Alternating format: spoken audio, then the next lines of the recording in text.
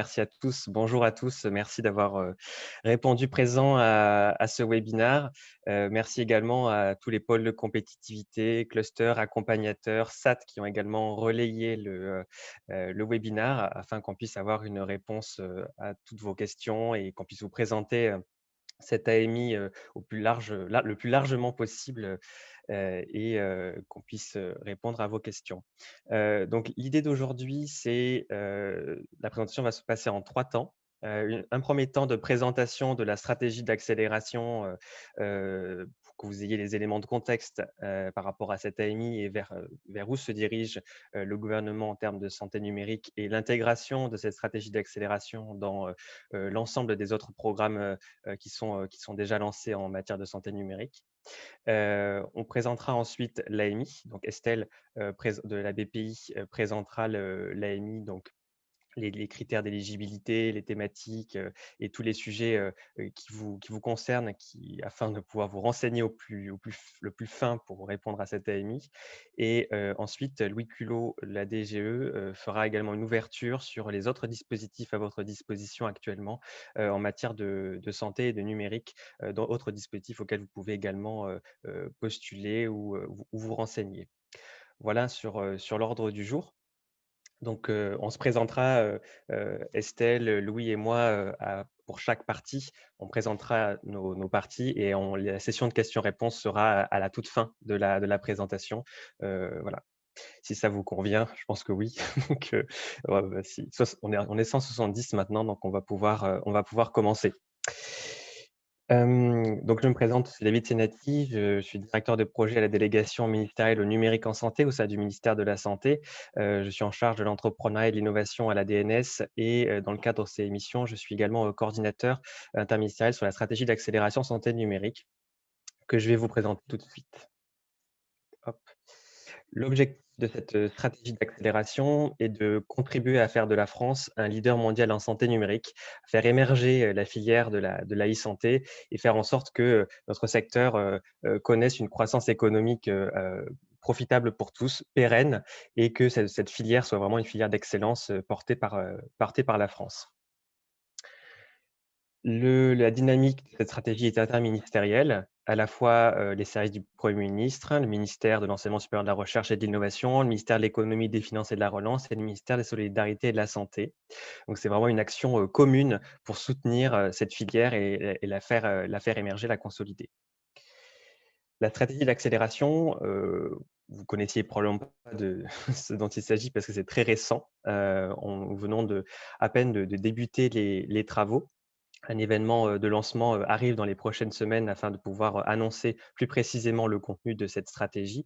Mais néanmoins, d'ores et déjà, voici le panorama des différents programmes nationaux en termes de santé numérique que vous pouvez déjà connaître afin de mieux vous familiariser, de mieux savoir un peu dans quel cadre les uns et les autres se placent et dans quel cadre la stratégie d'accélération se positionne. Alors, vous connaissez la feuille de route ministérielle du numérique en santé, qui est la feuille de route qui anime la DNS et le ministère de la Santé et l'ensemble de ses partenaires afin de faire en sorte de faciliter et favoriser le virage numérique en santé. Donc là, c'est vraiment des mesures liées à l'interopérabilité, au référentiel socle, le lancement de l'ENS, des actions de soutien et d'accompagnement de l'écosystème. Cette feuille de route nous emmène jusqu'en 2022.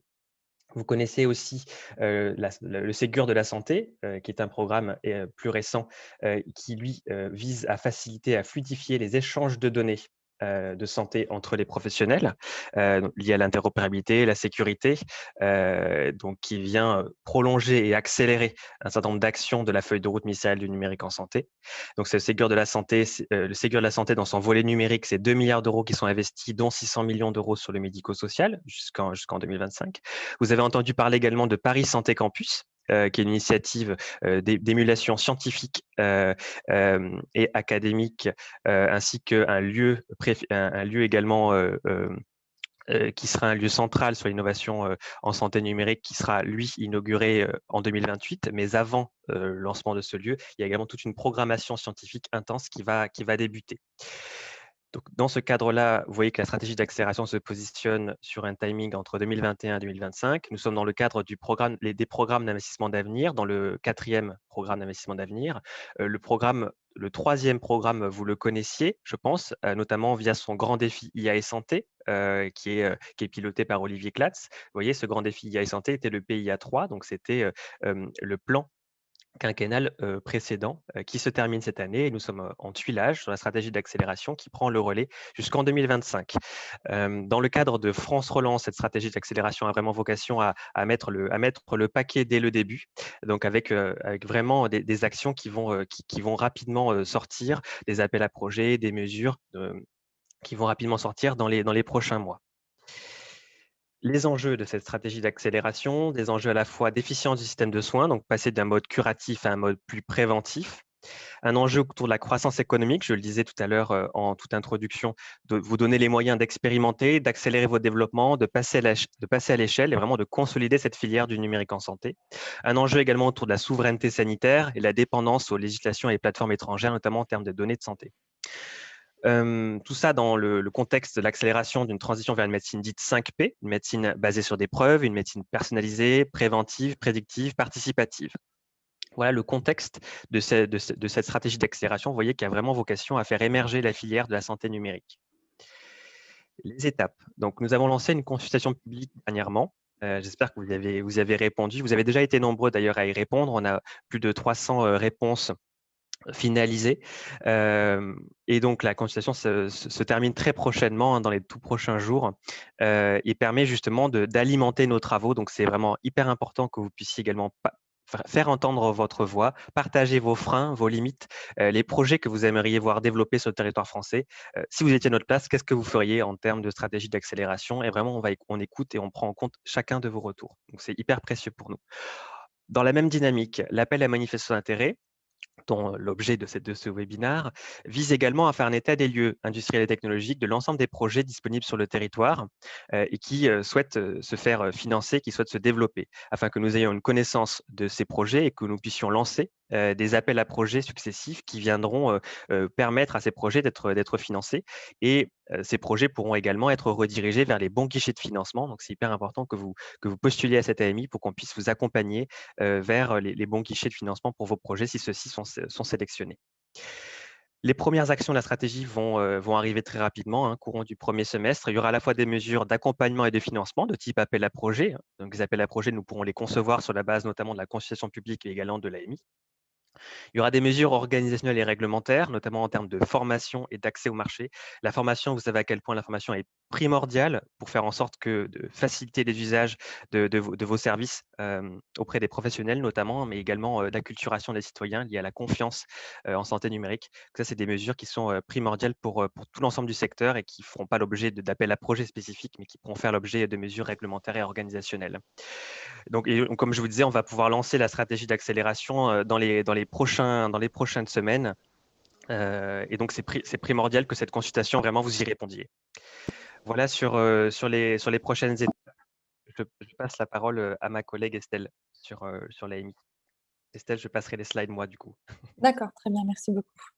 Donc, bonjour, moi c'est Estelle Morin, je travaille en tant que chargée de développement chez BPI France et donc je pilote côté BPI cette AMI. Donc l'AMI Santé numérique a été lancée début mars. L'objectif donc de cette AMI, comme le disait David en introduction, c'est donc d'alimenter la construction de la stratégie d'accélération avec deux possibilités si jamais votre projet est sélectionné, donc soit une réorientation vers des appels à projets déjà existants, soit alors ça permettra donc de préfigurer les futurs appels à projets et de les adapter en fonction des besoins de l'écosystème. Ça permettra dans un second temps aussi d'identifier les acteurs concernés, les projets en cours de création dans la thématique des santé numériques. Donc, au niveau de deadline, il va y avoir une première relève le 8 avril et la clôture de cette AMI sera le 16 juin. L'intérêt d'une relève, c'est pour nous, côté opérateur et côté de l'État, de pouvoir commencer à étudier les projets qui sont finalisés et déposés, validés sur notre plateforme extranet en amont, sachant qu'il n'y aura pas de différence de traitement des projets qui soient déposés au 8 avril ou au 7 juin, ou au 16 juin, pardon. On peut passer à la slide suivante, s'il te plaît. Donc, du côté des thématiques, les projets qui sont attendus dans le cadre de cette AMI doivent répondre à l'une de ces 3 thématiques. La première étant les projets de dispositifs médicaux numériques. Le second axe correspond au projet de collecte et de structuration des données de santé. Et un troisième axe, donc autre, dans lequel on a identifié plusieurs types de projets qui seraient éligibles à cette AMI. Donc, la liste est non exhaustive. Vous avez, c'est très détaillé. On va chercher vraiment à financer des projets innovants d'envergure significative. Donc, ça peut être des projets monopartenaires ou en consortium. On le reverra dans la slide des critères d'éligibilité. Au niveau du document de candidature, donc, dans le cadre de cette AMI, on demande un document synthétique d'une dizaine de pages dans lequel il faut répondre à l'ensemble des points indiqués. Les points sont indiqués dans cette slide et également dans le cahier des charges. Donc, ça va être une réponse synthétique sous un format libre. Il n'y a pas de trame particulière. Donc, voilà, à vous de le déposer ensuite sur notre extranet BPI France des projets innovants collaboratifs. Vous avez le lien qui est affiché en bas de cette slide.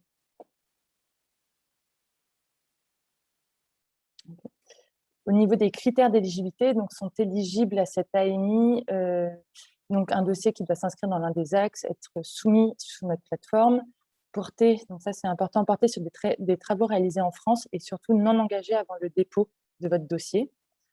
La taille des projets donc, doit correspondre à un budget supérieur à 2 millions pour les projets monopartenaires ou supérieur à 3 millions pour des projets collaboratifs, sur une durée donc, maximale de 3 ans pour le projet. Le porteur, donc il y a plusieurs configurations possibles. Soit c'est une entreprise seule, soit c'est une entreprise en collaboration avec un laboratoire de recherche ou un établissement de santé ou médico-social ou une entreprise. Et donc le ou est à entendre en et ou. Il peut y avoir, vous pouvez faire des consortiums avec plusieurs de ces partenaires.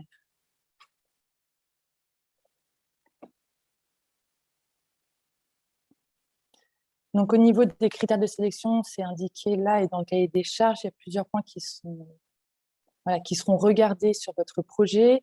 La partie importante, ça va être au niveau du process de sélection. Donc, une fois que vous avez déposé et validé votre dossier sur notre extranet, on aura une première phase de présélection à partir du dossier et ensuite, on pourra vous convoquer pour une audition donc pour approfondir votre projet, répondre à un certain nombre de questions qui nous amènera donc à une phase de sélection des projets. Après laquelle vous aurez donc ces différentes options de réorientation vers des AAP existants, la préfiguration des futurs appels à projets ou une possibilité de financement de gré à gré pour des projets considérés comme prioritaires par l'État.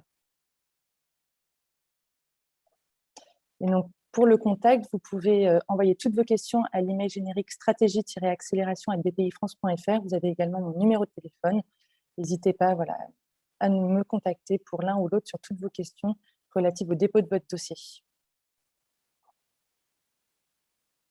Merci beaucoup. Merci Estelle.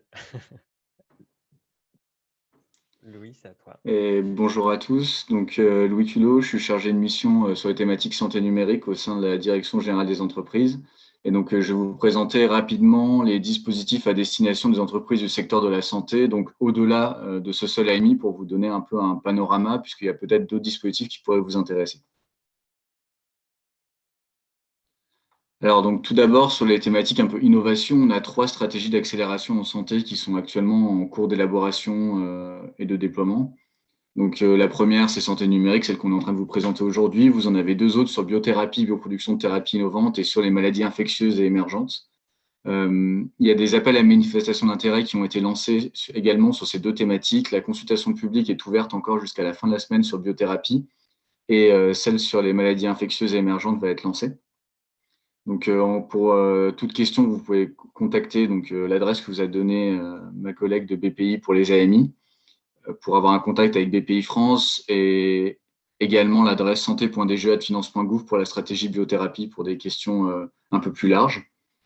Il y a également, pour compléter ces 3 stratégies au niveau national, un projet européen d'intérêt commun, donc un PIEC santé qui est en train d'être monté, qui peut financer de la R&D jusqu'à la pré-industrialisation.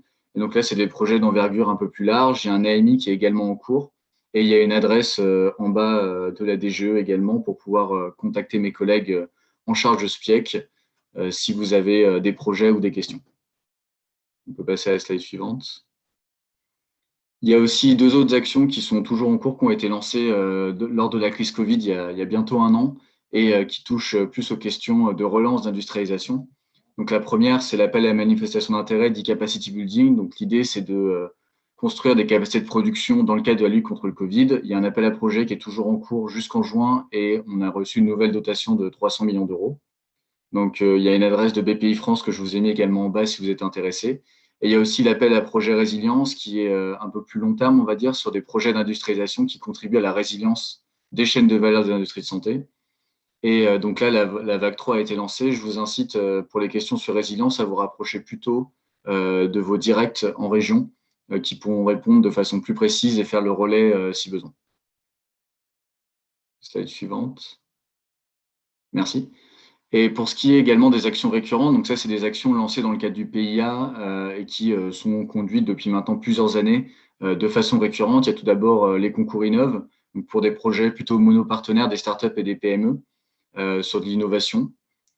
La vague 7 a été lancée récemment et est ouverte jusqu'au 11 mai 2021 et pourra peut-être vous intéresser puisqu'il y a des problématiques de diagnostic, dépistage et surveillance des pathologies. Donc, il y a sûrement plein de solutions en santé numérique qui pourraient aussi être intéressées par ce type de financement et rentrer dans le cadre du cahier des charges. Pareil, je vous ai mis le lien du site de BPI France et un contact par email. Et il y a également les PSPC, donc les projets structurants pour la compétitivité. Donc là, c'est des projets un peu de plus grande envergure qui sont collaboratifs et avec des plus gros budgets. Et donc, la vague 9 est en cours et c'est des projets qui sont évalués et auditionnés au fil de l'eau. Donc, c'est un guichet qui est ouvert de façon assez permanente, mais sur lequel on peut tout à fait déposer des projets d'envergure en santé. Pareil, je vous ai mis une adresse de BPI France. Ok, merci beaucoup Louis. Du coup, maintenant, on va pouvoir… on a fait vite pour garder le plus de temps pour répondre à vos questions. Du coup, est-ce que, Élodie, du coup, par rapport aux questions et aux bonnes pratiques, donc les questions, c'est sur le chat, c'est ça, Élodie? Bah alors, je peux commencer par reprendre les questions qui sont déjà dans le chat, mais si vous voulez activer votre micro et poser votre question directement, n'hésitez pas. Alors, dans le chat, on a est-ce qu'une entreprise peut soumettre plusieurs projets?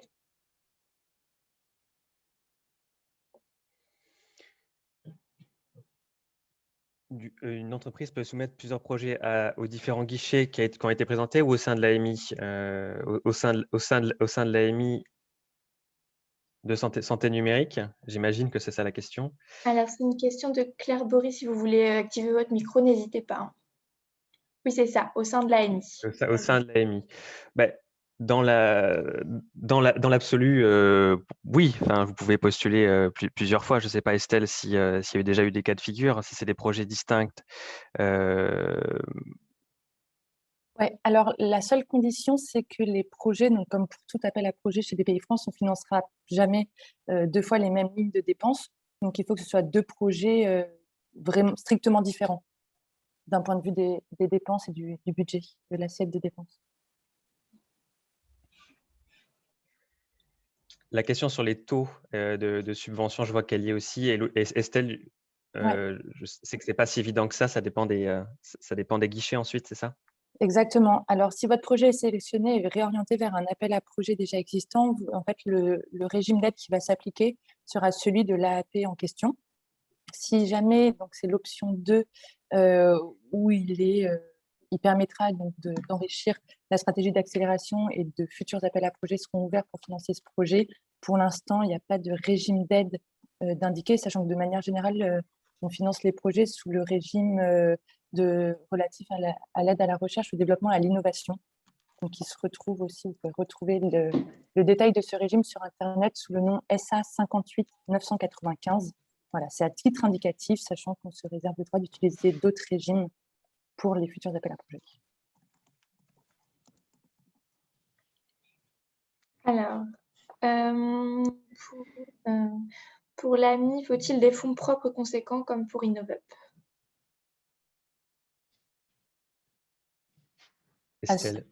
À ce niveau-là, pour une réponse à l'AMI, on vous demande uniquement dans les points indiqués dans le dossier de candidature, donc d'indiquer voilà, vous, comment est-ce que le porteur sera en mesure de porter le projet, de montrer l'incitativité de l'aide.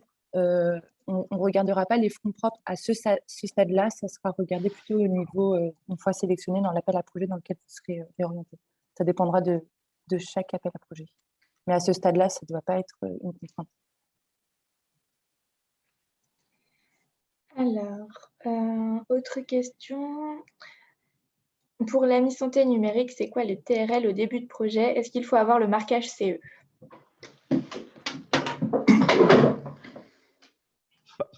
Par rapport à ce sujet de TRL, enfin, honnêtement, vous avez vu, les axes sont très diversifiés, hein, les axes.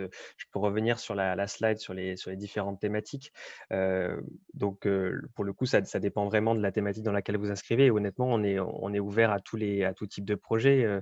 Je parle sous votre contrôle, Estelle et Louis, mais on est quand même sur des projets d'envergure, vous avez vu les montants, donc c'est sûr que des projets, vu les fonds propres qu'il faut avoir, voilà, c'est le seul élément de réponse que je peux avoir à ce stade. Je ne sais pas, Louis, si tu as des compléments sur ce sujet, mais Dans le cas de l'AMI, normalement, pour moi, on est quand même assez large sur les TRL, puisque ça va dépendre en fait de dans quelle thématique ça va rentrer. Bon, pas de recherche vraiment totalement fondamentale, puisque ça, ce sera un autre outil qui sera déployé dans le cadre de la stratégie. Je ne sais pas si vous voulez préciser peut-être votre question. On peut financer de la R&D, par exemple, normalement. Faut-il avoir le marquage CE? Non, pas nécessairement. Ça dépend des appels, enfin des thématiques. Sur la première thématique, si votre projet concerne de l'évaluation, oui, dans ce cas-là, c'est bien d'avoir un marquage CE.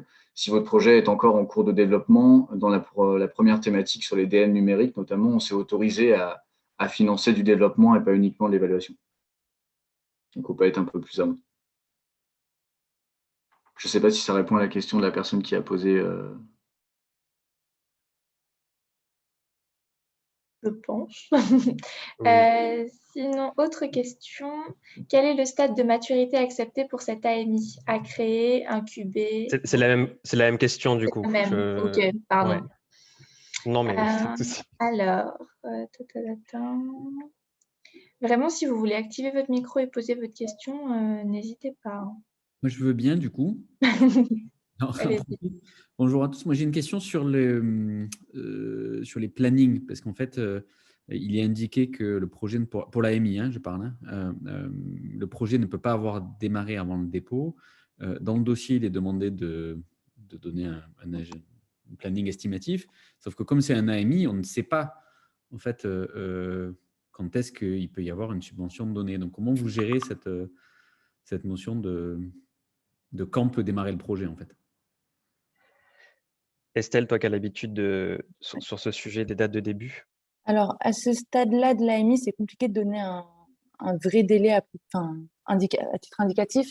Ça dépendra, donc, nous, au niveau de la sélection, ça devrait être assez rapide finalement, parce que voilà, je vous ai indiqué le processus un peu plus tôt. Ensuite, ça va dépendre vraiment si vous êtes orienté vers un appel à projet. Vous récupérez le processus, le process de cet appel à projet. Et donc, ça dépendra un peu du stade auquel vous le rattrapez, sachant qu'il y a un avantage d'avoir répondu à cette AMI et que l'étude de votre dossier sera relativement plus rapide vu qu'il aura déjà été étudié de notre côté. Donc voilà, ça permettra d'accélérer son instruction, son étude pour les autres appels à projet. Mais pour l'instant, c'est compliqué de donner un délai prévisionnel, on va dire, de début de projet. Merci Estelle. Alors, autre question. En dehors des fonds, quel accompagnement est proposé? Dans le cadre de l'AMI, là, on n'est pas sur un programme d'incubation de projets, hein. On est véritablement déjà sur l'émergence de vos projets. Ils sont ensuite financés, comme on l'a dit, via des guichets existants ou sur du gré à gré, mais c'est des process qui sont, je veux dire, classiques, hein, sur de la subvention ou de l'avance remboursable. Enfin, ça dépendra du guichet, mais il n'y a pas d'accompagnement aux différents porteurs de projets. Estelle, Non, ça sera une redirection. L'accompagnement qu'on fera, entre guillemets, c'est la redirection vers les guichets appropriés pour le projet. Et est-ce qu'il n'y a pas une étape de formation de consortium à partir des projets qui sont présentés? À ce stade-là, moi, je n'ai pas l'information. David ou Louis? Non, on n'a pas prévu d'étape particulière sur ce sujet-là.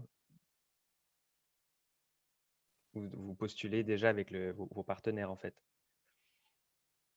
Oui, et puis, si vous êtes redirigé vers un appel à projet de type PSPC, BPI France prévoit un accompagnement au montage avant le dépôt final du projet. Et ça, c'est un processus, c'est le processus classique lié à cet appel à projet PSPC pour le montage des consortiums.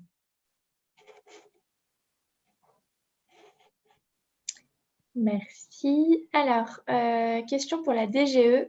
L'AMI relatif à la stratégie d'accélération sur les maladies infectieuses est-il sorti? Alors, très bonne question. Je vous avoue que là, moi, on m'avait donné des dates qui vont bientôt sortir. Oui, Mais moi, je je suis peux pas sûr à 100%. Moi, je peux Il est sorti? confirmer qu'il est sorti. Il Ouais, a ouais. été lancé. Voilà, vous pouvez déposer vos projets. Le cahier des charges est en ligne sur le site de BPI France. Donc, il est en ligne. Merci. Super, merci beaucoup. L'adresse email côté BPI France, c'est la même du coup C'est la même pour les pour toutes les questions? stratégies. Oui. Parfait, merci. Merci. Alors, autre question. Peut-on avoir un partenaire sous-traitant hors France, mais européen? Estelle? Ouais. Peggy, peut-être, est-ce que tu veux répondre dessus? Oui, effectivement, si ce partenaire, si le partenariat avec ce partenaire est justifié, vous pouvez très bien avoir un partenaire non français, un sous-traitant non français. Ensuite, avant d'aborder les appels à projets, y a-t-il une étape prévue pour l'agrégation de consortiums sur des thématiques communes? Ça rejoint la question précédente sur l'étape de formation préalable sur des consortiums. Donc, la réponse vous a été portée qu'effectivement, on ne prévoyait pas spécifiquement dans l'AMI. Néanmoins, comme le précisait Estelle ou Peggy, je ne sais plus, dans le cas du PSPC spécifiquement, il y a une étape d'accompagnement. Je compléterai juste en disant que si les porteurs veulent porter un consortium d'envergure européenne avec des projets vraiment assez conséquents, ça peut être intéressant de regarder l'outil IPCEI, où là, il y a un AMI justement pour identifier des projets et ensuite monter des consortiums. Mais c'est quand même des projets d'envergure vraiment importante. IPCEI, c'est le PIEC dont tu parlais, Louis, hein? C'est ça, exactement. D'accord. Alors, pour la question suivante, je vois que Antonin Foliasson a levé la main et activé son micro. Donc, allez-y. Oui, bonjour. Merci beaucoup pour toute cette explication. Je ne suis pas très familier des AMI, donc pardonnez si ma question est assez basique.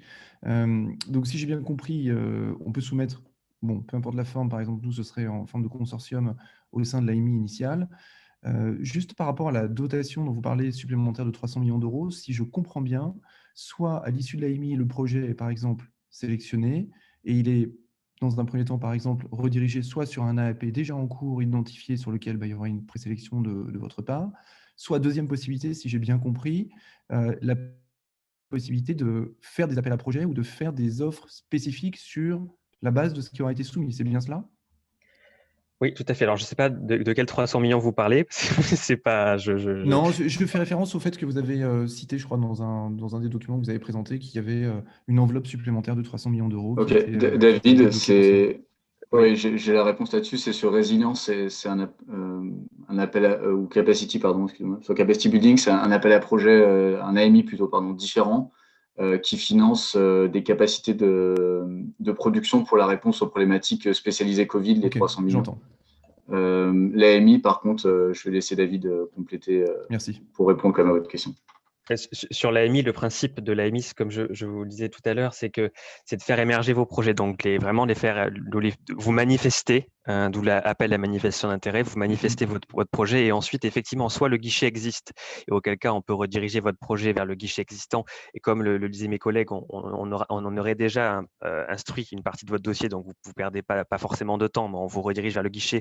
Le guichet en question peut avoir des exigences supplémentaires, et auquel cas, il y a un process à suivre dans le guichet vers lequel on vous oriente. excellente, soit effectivement on s'aperçoit que, et c'est le but de l'AMI fondamental, qui est qu'il y a tout un pan du secteur de la santé numérique qui n'est pas traité dans aucun guichet, qui est un secteur, une niche d'avenir ou typologie de projets qui sont hors scope, etc. Et on s'aperçoit qu'il y a vraiment un trou dans la raquette. On peut créer des appels à projets spécifiques pour vous aider. Alors, soit c'est sur des typologies de projets, soit c'est sur des étapes de votre projet. Vous rencontrez des freins et vous avez besoin d'être accompagné, etc. Et donc, on pourra créer des appels à projets dans le cadre de la stratégie d'accélération. Et comme le disait Estelle tout à l'heure, dans certains cas, certains projets qui passeront tout le processus de sélection de l'AMI pourraient aussi être financés directement s'ils sont d'envergure significative et que le gouvernement souhaite le porter. Mais du coup, le principe de base de l'AMI, c'est vraiment d'orienter vers les guichets existants et de créer de nouveaux guichets pour les projets qui seraient complètement passés à côté, en fait. Très intéressant. C'est vraiment important que vous postuliez. Je sais que bon nombre d'entrepreneurs, pour avoir été entrepreneur pendant 8 ans avant de rejoindre le ministère de la Santé, je sais que les AMI, souvent, on a peur d'y postuler. On sait que on pense que ça peut prendre du temps, qu'on va vous faire perdre du temps. Là, en l'occurrence, vous avez vu, Estelle a bien précisé que déjà sur les thématiques, vous avez vu que c'est assez large. Vous avez vu également que en termes de dépôt de dossier, on est sur vraiment 8-10 pages dans un format libre. Vous n'avez pas des tonnes de tableaux Excel à remplir, etc. à ce stade. Le dossier sera ensuite à compléter si votre dossier est sélectionné. Donc, du coup, s'il passe à l'étape suivante. Donc, en fait, si vous voulez, on ne vous fait pas perdre beaucoup de temps en réalité. Et en plus, si on vous réoriente vers le guichet en question, vous aurez déjà pré-mâché votre dossier. Donc, voilà, ce n'est pas nécessairement une perte de temps. Et au contraire, vous pouvez aussi être sélectionné. Vous pouvez également nous donner des idées, participer avec nous à la construction de la stratégie. Donc, c'est vraiment dans une approche totalement humble et ouverte qu'on s'adresse à vous. Hein. Après, ça prend du temps aussi, c'est sûr. Voilà. Merci. Merci. Alors, autre question dans le chat.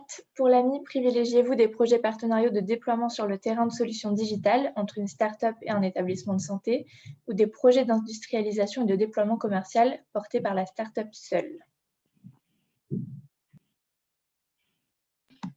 Et du coup, question complémentaire, est-ce que vous financez aussi des projets portés par une association? Estelle, est-ce que tu peux répondre à cette question au Sur statut porteur? Ouais. Sur le statut du porteur, on peut revenir, si vous souhaitez, sur la slide dans les critères d'éligibilité. Une association, a priori, ne pourra pas être porteur du projet.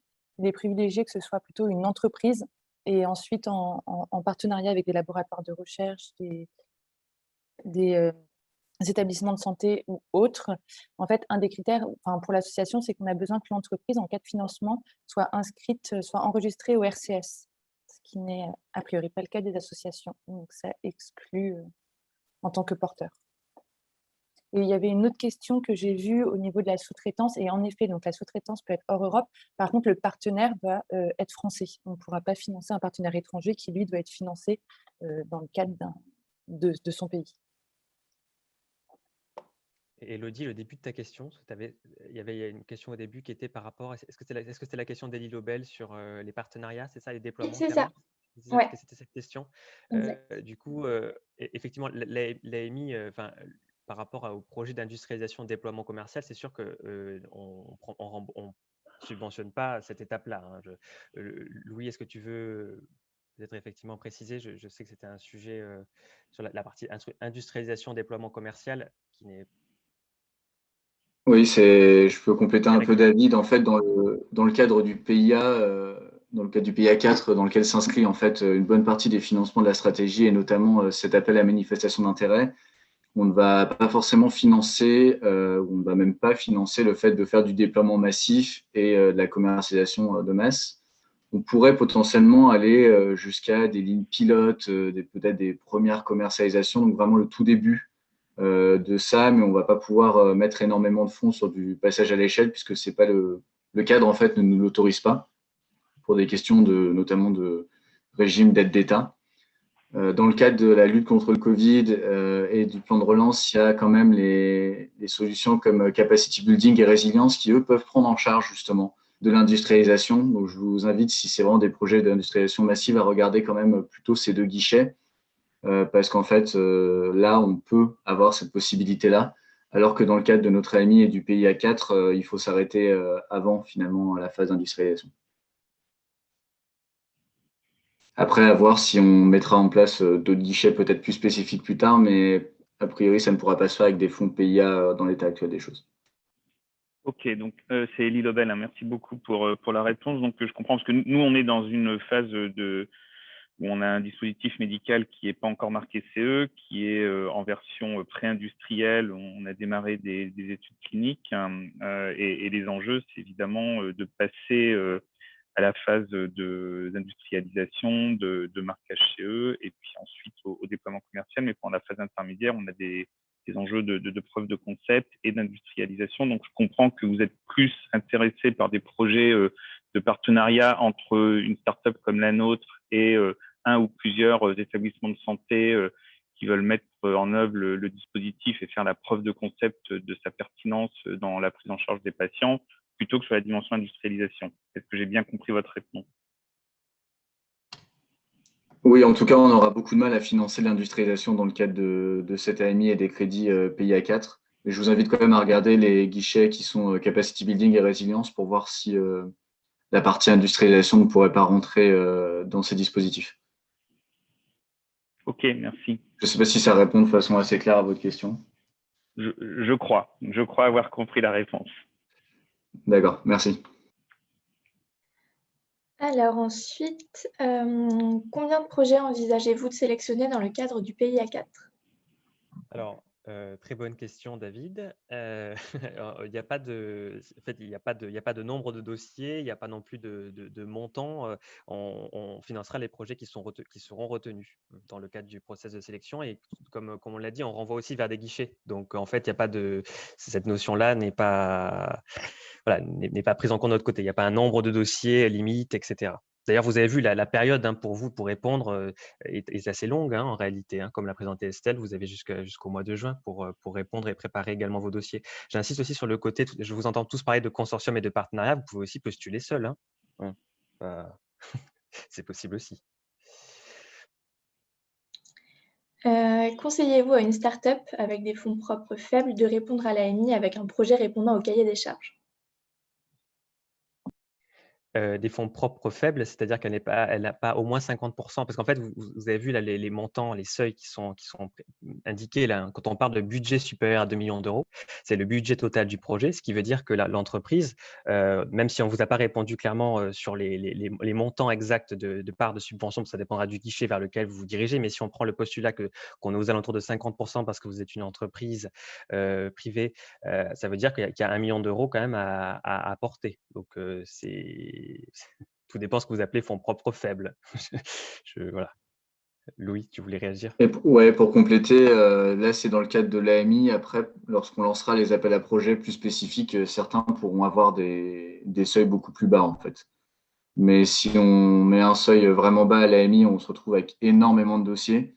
Mais par contre, lorsqu'il y aura un appel à projet qui sera lancé dans le cadre de la stratégie, qui sera ciblé sur votre domaine, là, on pourra en fait s'autoriser à sonder beaucoup plus largement l'écosystème sur cet axe spécifique qui sera plus restreint. Et on pourra financer des projets avec des budgets un peu plus faibles et donc forcément un apport en fonds propres plus faible, ce qui sera peut-être ce qui vous permettra, même si vous n'avez pas pu candidater à l'AMI, de pouvoir candidater aux appels à projets. Donc ça va être la question qui est, faut-il donc s'identifier tout de suite à l'AMI et ne pas attendre l'ouverture des appels à projets spécifiques? Mais là, en fait, les appels à projets spécifiques, vous avez vu qu'il y a une liste déjà d'appels à projets que Louis a présenté, qui d'ailleurs n'est pas exhaustive parce qu'il existe d'autres appels à projets en région, etc., dans le domaine de la santé. Là, on vous a présenté des appels à projets actuels, les AMI actuels nationaux. Mais dans le cadre de la stratégie, nous allons concevoir de nouveaux appels à projets, mais aujourd'hui, on a besoin de vous pour les concevoir. Donc sinon, si vous attendez, vous n'aurez peut-être pas la réponse à votre problématique. Donc, il faut postuler pour qu'on puisse avoir la connaissance de vos projets et voilà, sans attendre forcément les appels à projets qui viennent, sauf si vous rentrez déjà dans un appel à projet qui existe. Et à ce moment-là, allez directement à l'appel à projet qui existe. C'est sûr, c'est ça la question. Voilà, faut aller directement au bon appel à projet. Alors, je vois, aurons-nous accès à l'enregistrement? Donc, oui. Après, il y a beaucoup de questions. Quelle est la deadline de la consultation publique? La deadline, c'est le 21 mars de mémoire, donc c'est très prochainement. Voilà. C'est en fin de semaine, oui. Voilà, donc n'attendez pas. Autre question, l'assurance maladie est-elle impliquée dans l'AMI, notamment si le projet prévoit d'expérimenter une nouvelle organisation des soins ou de déroger au parcours de soins classique? Un remboursement des patients sera-t-il possible? On n'est pas sur des projets d'article 51, hein, donc la question là, c'est ça. C'est en fait, si vous souhaitez expérimenter de nouveaux modes d'organisation, de financement, etc., vous avez des guichets qui existent.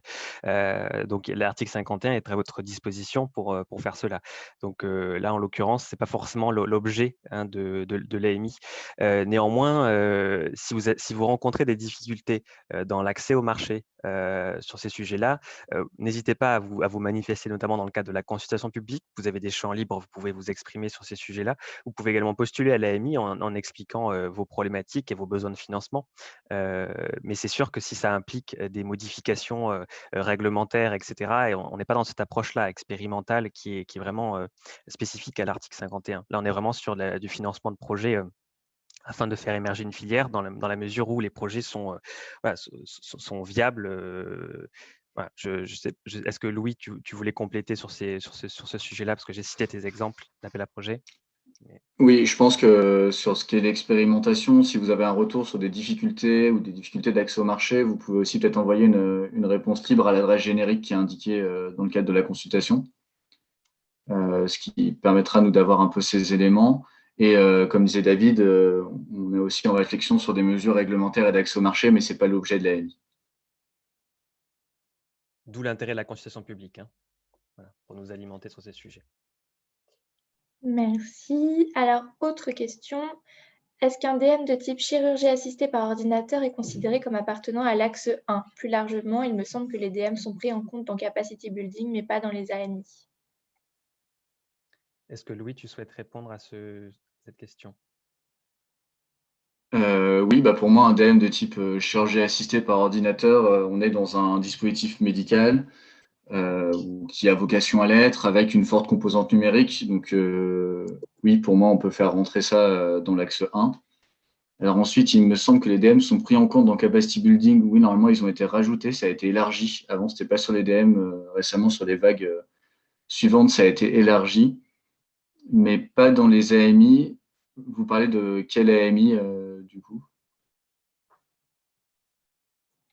La question venait d'Anne Giraudet. Je ne sais pas si vous voulez préciser. Je ne sais pas si vous m'entendez. Du coup, On vous entend. Oui, très bien.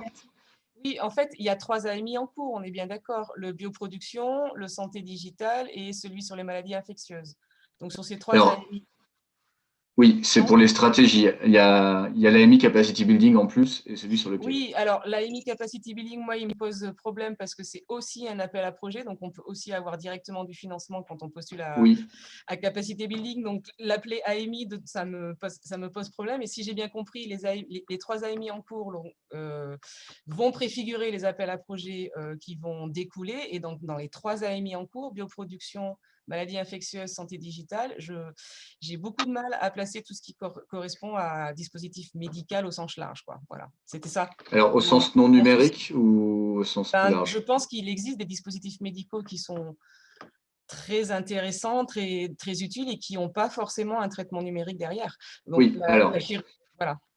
Je comprends votre point. Donc, le fait est de dire que lorsque Capacity, par exemple, arrêtera de tourner, on n'a pas d'outils pour le dispositif médical en dehors du numérique et de ce qui est proposé dans cette stratégie, finalement. C'est un petit peu ça. Et puis moi, ce que j'avais compris, c'est que Capacity Building, pour moi, on est quand même sur des projets entièrement matures, alors que les AMI visent à identifier des projets qui vont potentiellement arriver plus tard, quoi.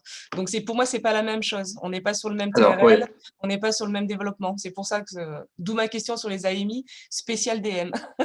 Alors oui, vous avez tout à fait raison. Donc ma réponse est en 2 parties. La première, c'est que pour l'exemple que vous citez précisément, ça peut rentrer dans le cadre de la stratégie d'accélération santé numérique et de son AMI. Ok. Pour les DM qui n'ont pas de composante numérique, effectivement, on n'a pas de stratégie d'accélération à ce jour sur ce sujet de la medtech plus largement que la santé numérique. Ça veut dire que ce n'est pas pour autant qu'on s'interdit d'ouvrir des guichets de façon peut-être dans le PIA notamment structurelle. Donc, ça veut dire que tous ces sujets de DM peuvent candidater aux autres guichets que j'ai mentionnés qui ne sont pas spécifiques à un secteur. Donc, par exemple, ces sujets DM peuvent candidater au PSPC. Ils pourraient candidater éventuellement à Innov. Bon, alors après, Innov est quand même thématisé, mais dans la thématique qu'on a retenue, ça peut tout à fait des dispositifs médicaux. Notamment, vu qu'il y a une thématique sur le diagnostic et le suivi des pathologies, tout ce qui va être DM de diagnostic, ou DM Div, rentre en fait totalement dans la problématique Innov.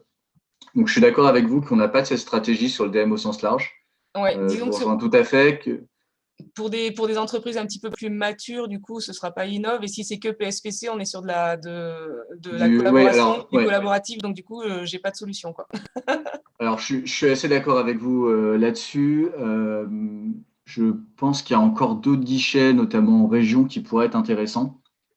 Donc, je me demande si ça peut pas être intéressant de vous rapprocher aussi de BPI France en région ou des directs, en fonction de la taille du projet.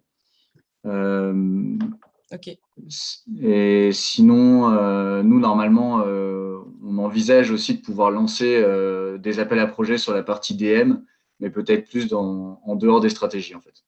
Mais on est conscient de ce trou dans la raquette au sein de la DGE notamment, et je pense que nos collègues des autres ministères partagent le constat. Ouais, typiquement, le respirateur nécessaire pour le Covid, il aurait peut-être du mal de se faire financer dans cette stratégie-là, quoi. Sur la partie R&D, oui, il nous manque un peu le dispositif à ce jour. En tout cas, dans ceux que j'ai listés, je suis d'accord avec vous. Moi, je vous remercie. Merci pour votre question, en tout cas. Merci. Alors, on peut peut-être encore prendre une ou deux questions. On a dépassé le délai qu'on s'était donné, mais si vous êtes encore dispo, on continue. Les projets attendus dans l'axe 1 incluent le projet médico-économique de dispositifs médicaux. Est-ce que ça peut être en conflit avec le forfait innovation ? Le forfait innovation vous permet de cofinancer vraiment des études cliniques dans un cadre qui est très particulier. Donc, bon, c'est sûr que c'est pas dans le cadre de l'axe 1, on est assez large. Donc, on peut financer aussi de la R&D, comme vous l'avez dit, comme on l'a dit. Hein. Donc, l'axe 1, c'est les dispositifs médicaux numériques et donc à un stade de R&D, d'évaluation clinique, etc. Donc, c'est tout à fait éligible dans l'axe 1. Hein. Après, le conflit avec le forfait innovation, j'arrive pas à bien le matérialiser. Peut-être que vous pouvez préciser votre question.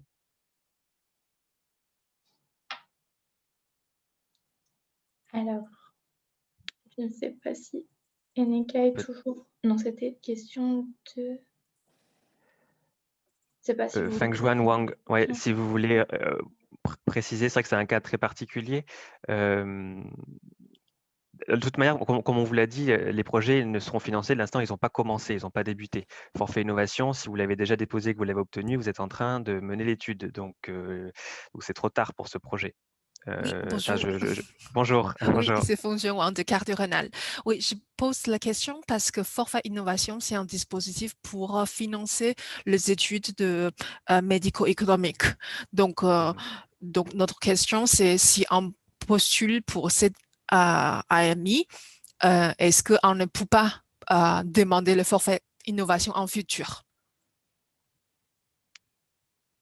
Ça veut dire qu'il y aurait un cumul en fait. Ça veut dire que vous pouvez pas faire prendre en charge la même chose deux fois. Ça c'est ça c'est sûr. Donc je pense qu'il faudra choisir. J'ai pas forcément la réponse à cette question spécifique qui implique la DGOS et la HAS sur la partie forfait innovation. Mais en tout cas c'est le cas pour toutes les aides. Hein. Peut-être mes collègues de BPI pourraient peut-être réagir là-dessus. On peut pas faire cofinancer deux fois la même chose. Okay. C'est ça la question. Ouais. Voilà. Ouais. Voilà. Merci. Ok. Merci à vous. Alors, il y a encore beaucoup de questions dans le chat. Vraiment, je vois par exemple sur les plusieurs axes, donc c'est pas un problème d'être dans plusieurs axes. Sélectionnez un axe principal quand même pour qu'on puisse instruire votre dossier correctement sur la plateforme BPI. Mais évidemment que l'axe 1 et l'axe 2, par exemple, sont assez poreux. Hein. Il est sûr que si vous développez un dispositif médical et que vous utilisez des données, voilà, ça peut être un peu sur les deux. Donc, c'est naturel que vous posiez cette question.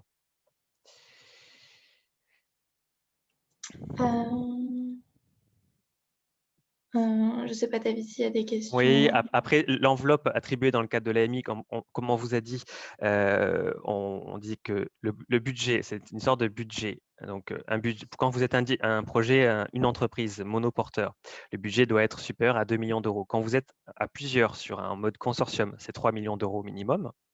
Et ensuite, il n'y a pas de limitation de montant maximum. Hein, c'est ça la question. Et nous, on n'a pas de maximum non plus d'enveloppe et on n'est pas. La question à laquelle je répondais tout à l'heure, il n'y a pas un nombre de dossiers total, il n'y en a pas un budget à ne pas dépasser, etc. dans le cadre de l'AMI. On vous redirige vers des guichets existants où on peut financer certains projets. Je pense que c'était ça la question qui était posée. Donc, en gros, prenez en gros une fourchette de 50% partez du principe que peut-être que, voilà, mais Estelle vous a répondu là-dessus, vous a donné les éléments. Mais si vous êtes une entreprise seule, par exemple, vous pouvez partir du postulat dans le budget que c'est 50% environ. Hein, Estelle, je ne sais pas si tu confirmes. Et on est parti sur cette. Vous pouvez partir sur la simulation de budget dans cet ordre de grandeur-là. Oui, tout à fait. Ça dépend de la taille de l'entreprise, Voilà. entre autres. Ensuite, vous disiez, est-ce qu'une solution numérique déjà en partie développée, qui a des objectifs de réduire les risques de maladies nosocomiales dans les établissements de santé peut entrer dans le dispositif que vous avez présenté? On a dit qu'il fallait que donc, le projet ne doit pas avoir commencé hein, quand vous postulez pour l'AMI, hein, que le projet doit commencer qu'à partir de la date à laquelle vous obtiendrez éventuellement, si vous êtes sélectionné, le financement. Et après, évidemment, on vous a dit qu'on finançait l'étape de développement, de R&D, d'études cliniques, etc. Donc, potentiellement éligible si le projet n'a pas débuté. David, pour compléter, oui. Par projet, on entend le projet que vous comptez faire financer. C'est-à-dire que le produit, vous pouvez le développer. Si vous avez déjà lancé des actions de R&D, on ne financera pas ce que vous avez déjà engagé, mais on pourra par exemple financer l'expérimentation, l'évaluation sur un même produit. À vous de scinder les étapes du projet de manière bien claire. La question se posait sur les dépenses non engagées. C'est ce qu'on vous disait, c'est par rapport à la date de dépôt, par rapport à ce qu'on vient de dire. Évidemment, l'exercice on sait que l'exercice est compliqué, mais c'est fait partie des sujets un peu réglementaires. Donc, pour nous, effectivement, ça doit être un projet que vous lancerez, ou en tout cas la partie du projet que vous lancerez qu'à partir du moment où vous serez financé. Donc, à vous de vous projeter un petit peu et de faire un planning en conséquence. Voilà, vous avez vu que les dossiers qu'on demande, c'est 8 à 10 pages hein, donc, pour l'AMI, donc pas la peine non plus de rentrer dans des détails trop précis à ce stade, en tout cas. Les dates de dépôt d'AMI, donc on vous a donné toutes les dates dans le support, vous aurez le replay, etc. Tous les éléments sont en ligne. Les appels à projets successifs ensuite, comme on vous dit qu'on se basera sur l'AMI et la consultation publique pour créer de nouveaux appels à projets, difficile pour nous d'annoncer des dates pour les prochains appels à projets puisqu'on n'a pas encore défini les thématiques de ces appels à projets. Néanmoins, bien sûr, qu'on vous tiendra au courant et que tous les éléments seront publiés au plus vite pour vous permettre d'y répondre. D'ailleurs, je précise que pour tous les autres appels à projets, Louis l'a dit, mais sur l'histoire du seuil, les autres appels à projets n'auront probablement pas un seuil aussi élevé. Vous aurez certains appels à projets auront des seuils plus bas qui permettront peut-être à plus de personnes de postuler. Voilà, je ne sais pas au niveau du timing, Elodie, où on en est, mais je crois qu'on a atteint la fin. Si vous avez d'autres questions, n'hésitez pas à nous les adresser. Vous avez tous les mails dans les supports. La BPI est également à votre disposition. Estelle, je parle à ta place, désolé. mais du coup, à l'adresse qui était indiquée pour qu'on puisse vous répondre. Est-ce que Estelle, oui, vous avez des éléments à rajouter de vos côtés avant de conclure? Non, c'est très bien, nous on est à votre disposition. Voilà. Ok, super. Oui, pareil, on a mis quelques adresses pour certains guichets côté des jeux s'il y a besoin, sachant que pour toutes les questions de taux d'aide ou de montage pratique du projet, nos collègues de BPI France sont sûrement aussi les plus compétents. Merci Louis, Estelle, l'équipe BPI, la DGE. Bien sûr, grand merci à l'ANS pour l'organisation de ce webinaire, à Elodie qui est un soutien sans faille. Merci à tous d'avoir été présents et aussi présents et mobilisés aujourd'hui. On compte sur vous pour la consultation publique. Vous avez vu les dates qui approchent très vite de fin de consultation publique et puis pour l'AMI également. Et tous vos accompagnateurs en région sont aussi à votre disposition pour vous accompagner dans le dépôt. Mais ça, vous avez l'habitude de tout ça. Merci, un grand merci à vous et à très bientôt.